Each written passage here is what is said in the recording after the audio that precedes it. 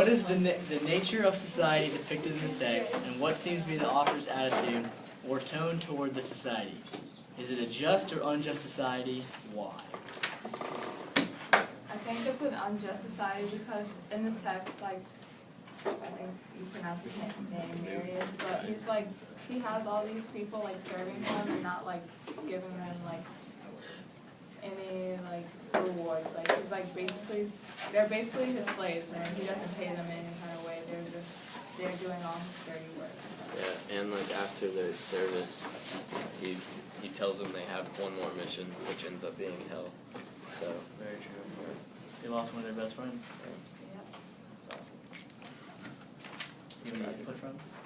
I also think it could be kind of a just society because like Arthur like tries to make it a just society by like showing like that everyone should be treated equally and like that like there's like different parts of like the society and he's trying to like make everyone have like the same rights and be treated like fairly and stuff like that. he's trying to. Yeah, he and Merlin's society came together to form King Arthur's new society when he got married to Keira Knightley.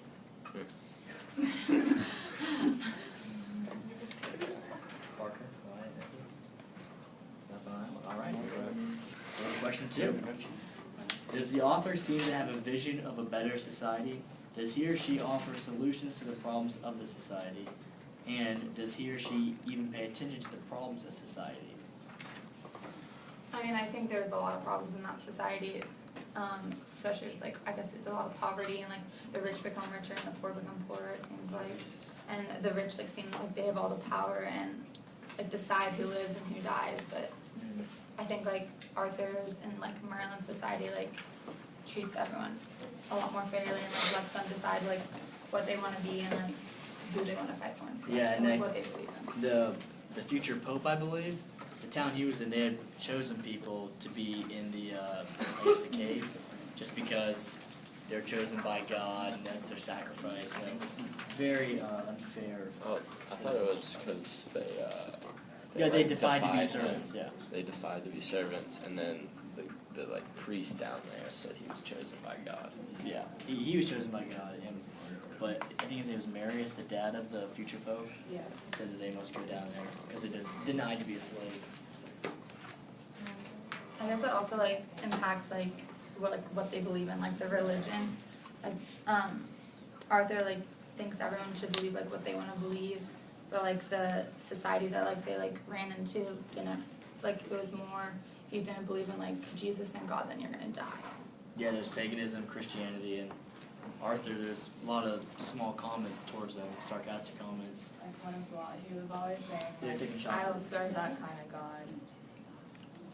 I feel like Arthur was trying to change that society at first, and then once was it Marius, like the king there?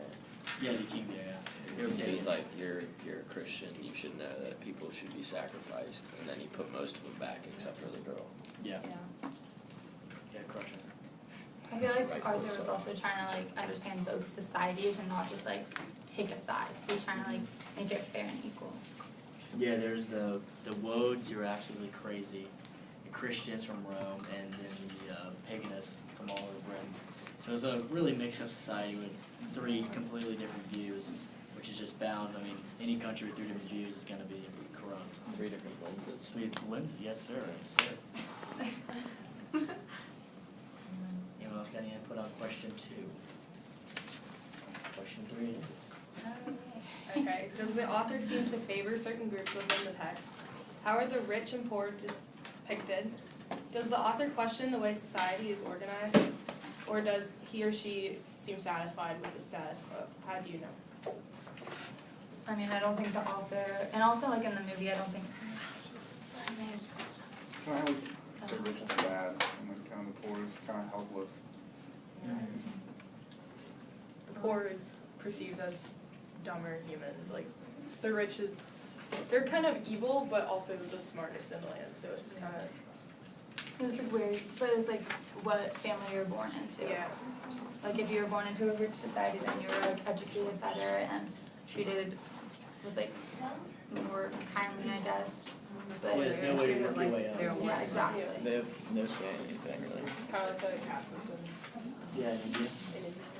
I don't think Arthur was satisfied with the status quo either. Like everything he did, he was trying to change that. Yeah, I think that's why I took a stand at the end of the movie to stay in front with the with Merlin Society. Yeah. Is there anything else on that one? Does the author seem to favor certain groups in the text? Well, he clearly favored Arthur. I mean, that gets into the movie called King Arthur, so.